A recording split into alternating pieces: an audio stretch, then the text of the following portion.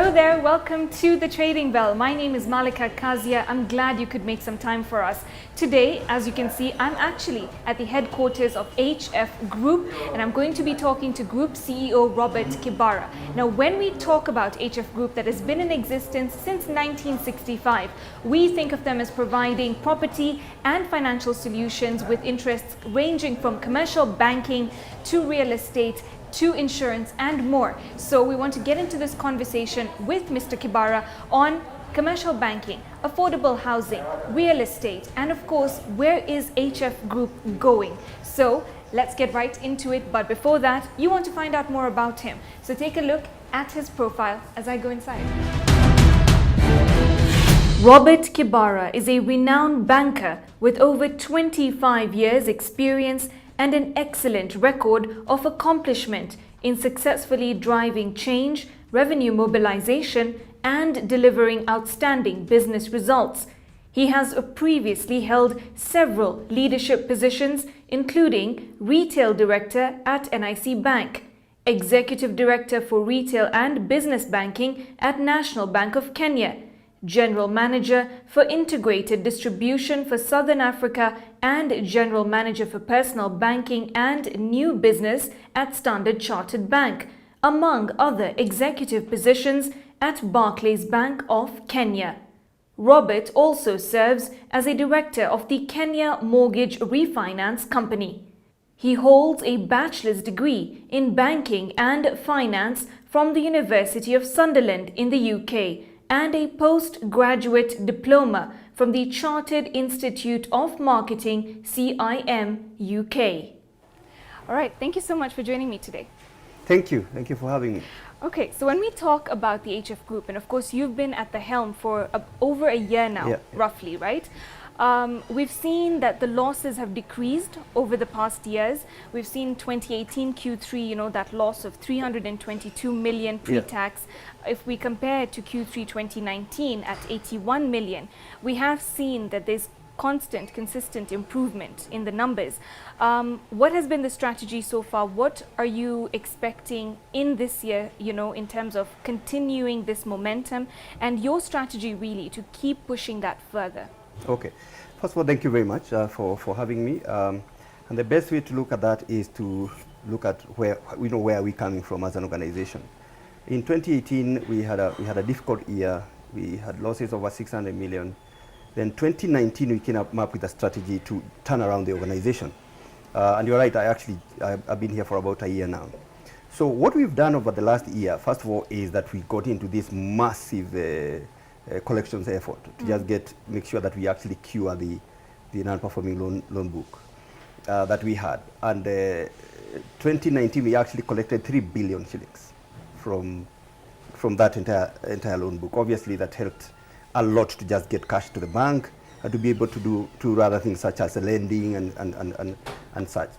The second thing is that we actually built other businesses, what we call engines of growth. So for instance, now we have got SME banking, we have personal banking, we have diaspora banking, we have institutional banking. And these businesses have started bringing in income. Mm-hmm. If you look at our last year performance, even as at Q3, in terms of non-funded income, we had actually doubled our income. And also, we also worked on the organization of our balance sheet to just make sure that our cost, especially the cost on the funding side, has significantly reduced. Last year, we paid out close to 6 billion shillings to the different lenders, including the bond. And obviously, that brought in a lot of savings, including also the efficiency, just improving efficiency, our cost to serve. And we saw that improve every month last year, until such a time when we are saying now, we are not worried about the problems of the past anymore. We are actually thinking about the future now.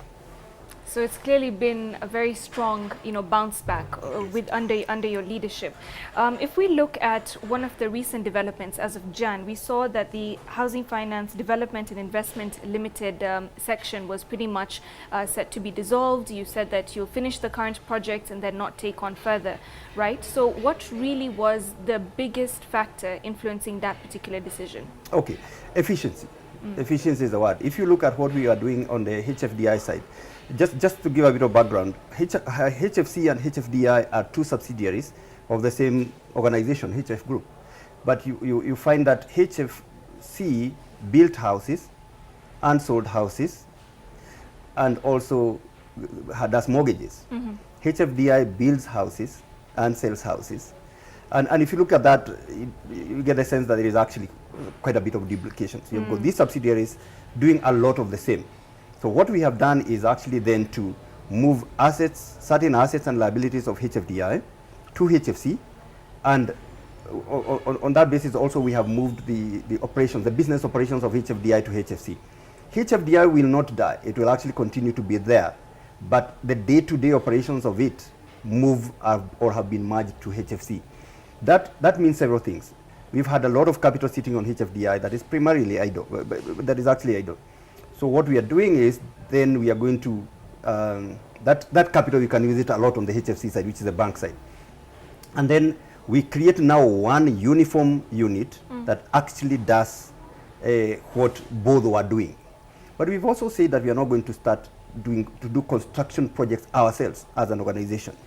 We are going to focus on building partnerships with the organizations and institutions that are actually developing those houses, and we are going to focus more on the banking side of things, which we are really, really good at.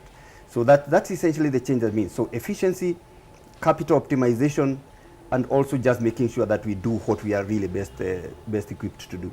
So that's interesting, a lot to unpack there. So before I even get to the affordable housing, topic that I really want to ask you about, you've talked about banking, of course, being the focus. We talk about digitization, and we've seen recently, over the past 2 years or so, that a lot of banks are coming together and forming one larger unit, as we've seen, so that there's that sort of strength that's acquired when you're two. Where do you see that trend, how does it influence the space? And also with the digitization wave, what are you doing to make sure that you're leveraging on that to be on top? Okay, so first of all, to answer your first question, yes, you are going to see a lot more of that, businesses coming together to build bigger businesses.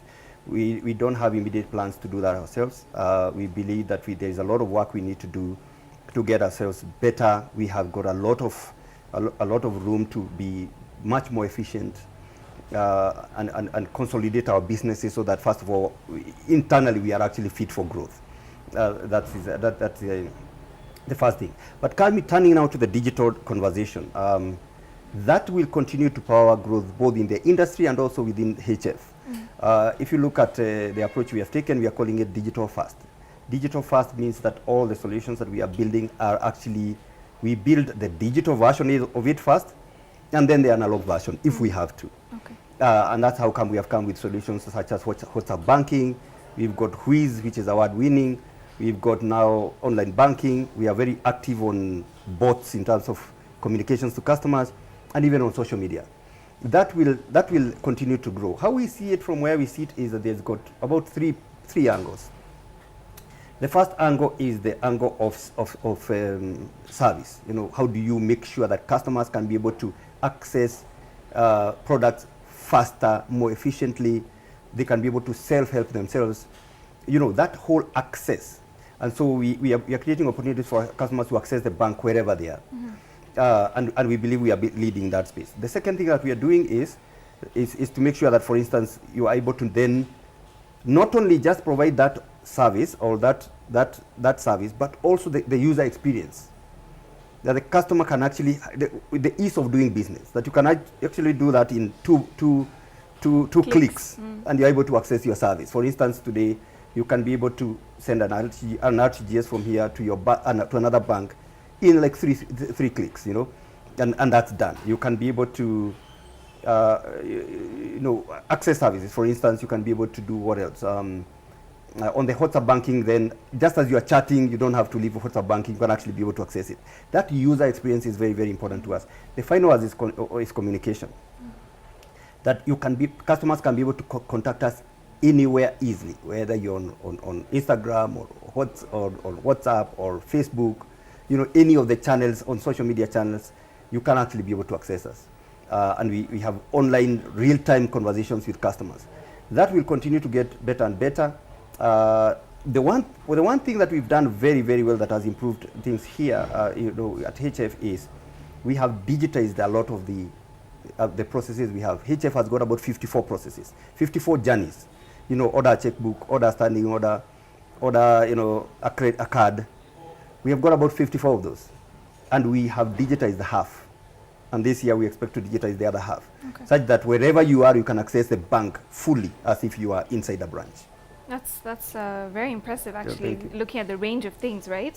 So we've talked about the banking, we've talked about the real estate. Now, when we talk about the mortgage, we had Housing PS Charles Hinga recently talk about the numbers and say close to 25,000 mortgages, is what Kenyans have taken up. But if we compare it to the population of close to 47 million people, it's obviously there's such a gap there. Why do you think that exists to such a severe degree? Okay, thank you for that. That's a very good question. So there are several things, and most of them are actually structural. First, one of them is that access to the houses themselves. So you've got the houses, but they are actually very, very highly priced. So if you want to buy a house worth, say, 5 million, you have to go very, very far to find it.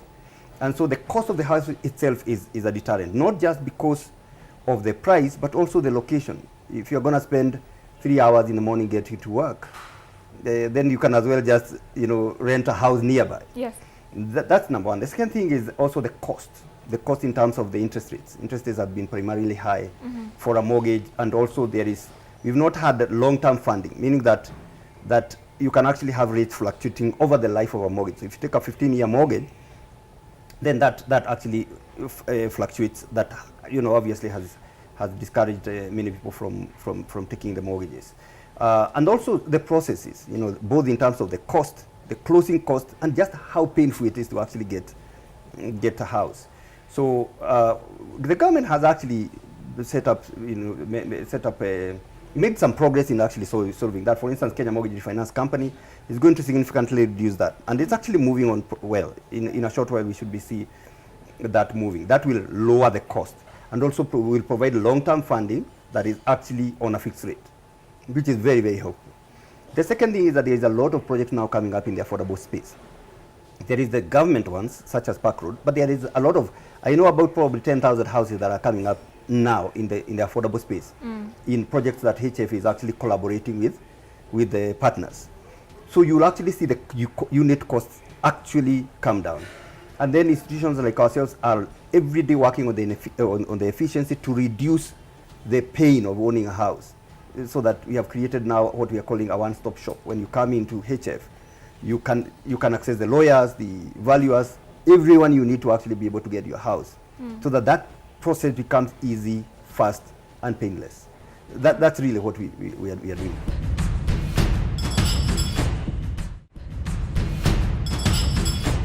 Like you've mentioned, the affordable housing space, and of course we know it's part of the President's Big Four agenda. The aim of having 500,000 units, done by 2022. We've seen about 228 from contractors delivered thus far, and we're seeing that a 1-bedroom will cost 1 million, 2-bedroom 2 million, 3-bedroom 5 million. Do you think we're really going to, in your opinion, of course, having been in this space, that we're going to hit that mark by 2022 of the 500,000 units? The answer is no. The answer is no, in terms of availability of the houses themselves. What I must say is that I think that all of us underestimated how much needed to be done first of all, either from a policy point of view or just enabling, creating the right business environment to be able to operate, to actually bring to online 500,000 houses. The government, to be fair, has done quite well. Obviously, it's a difficult system. And for instance, the tax changes we saw happening in the previous finance bill, for the setup of the Kenya Mortgage Finance Company, the work that the PS Housing is actually doing to just be able to support companies that are coming into the housing space, with the obviously classification of projects as affordable housing, the tax incentives there.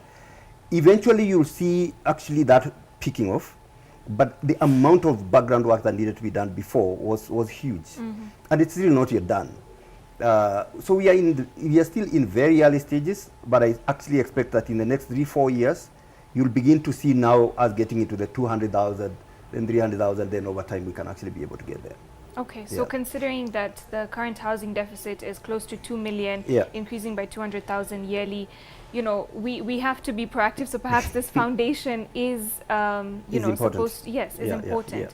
So even as we talk about that, the real estate sector, you know, we've seen this, a lot of people have said it's in a slump, so to speak, over the last few years. What's your take on that, and perhaps the future of this space as well, how you see it now and what we can expect in the next couple of years? Okay. Yeah, there are some challenges within the real estate sector, and they are not, the real estate sector is actually as a whole not in trouble. It doesn't mean that the entire sector is affected.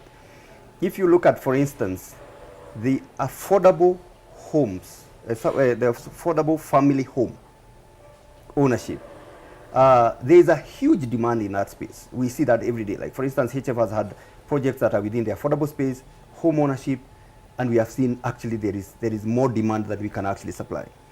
But we also have now the high end of the market. The high end of the market is where real problems are. You know, the Kilimani, not even middle to high end, from Kileleshwa, Kilimani, all the way to Karen and other places. There is real challenges. Selling a house is quite difficult because the demand really isn't there.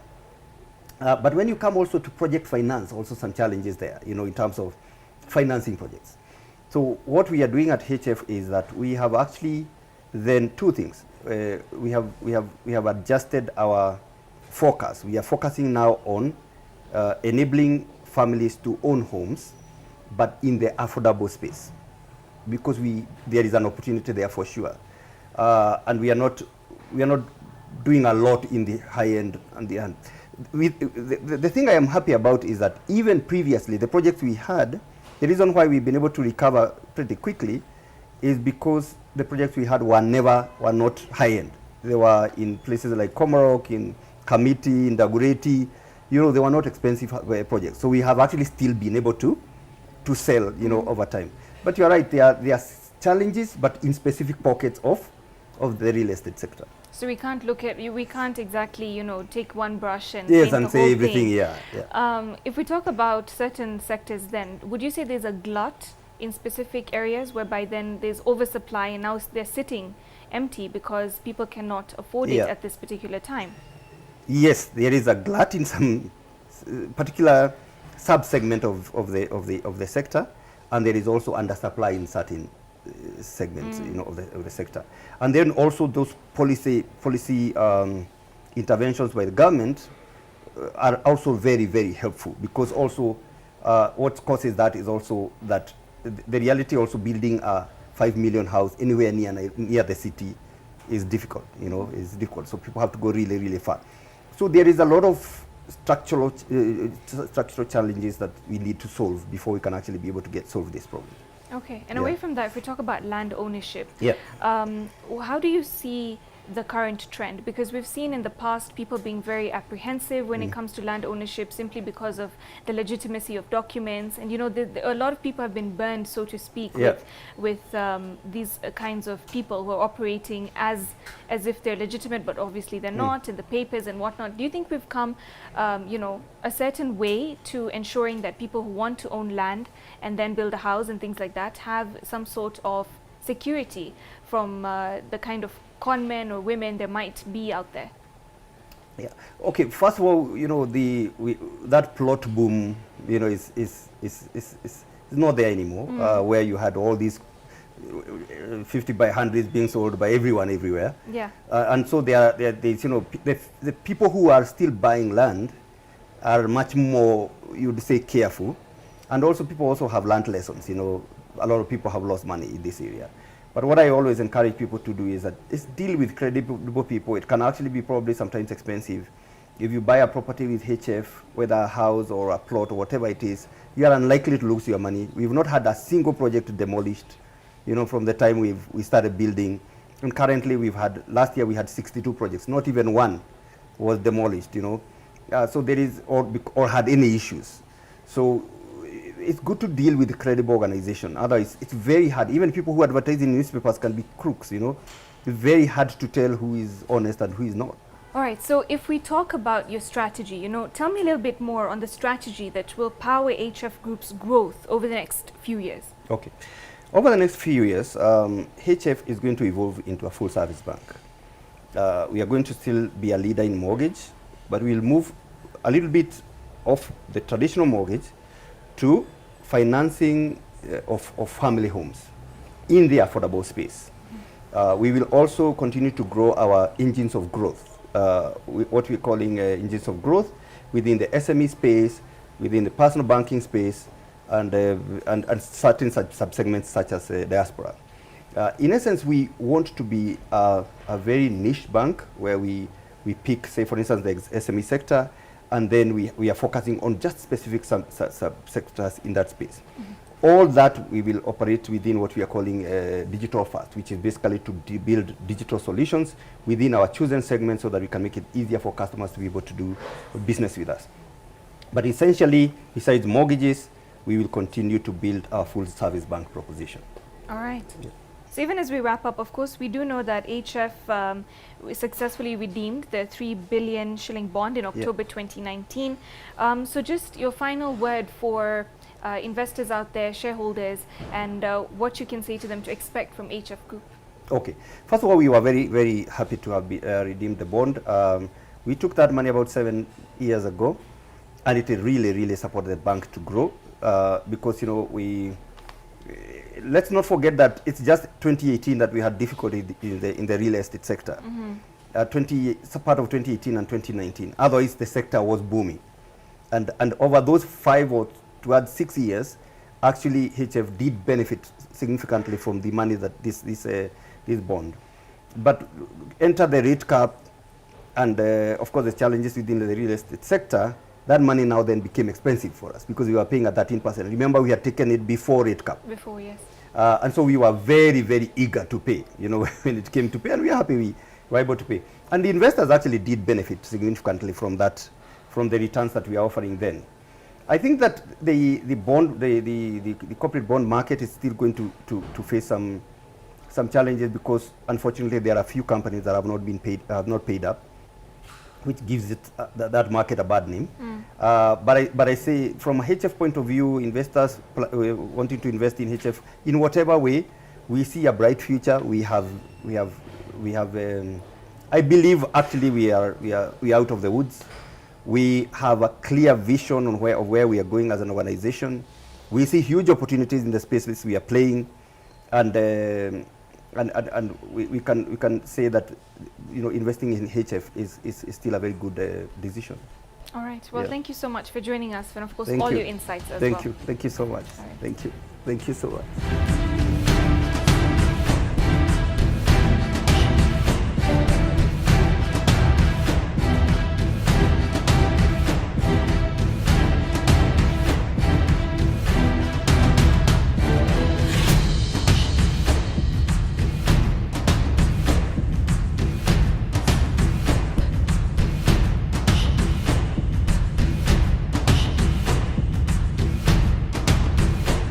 Well, there you have it. CEO of HF Group, Robert Kibaara, has given us a lot of insights in this particular episode, whether we're talking about the technological developments in the banking space, and of course where he thinks that particular sector is going, as well as his insights into the affordable housing pillar of President Uhuru Kenyatta's Big Four agenda. 500,000 housing units by the year 2022.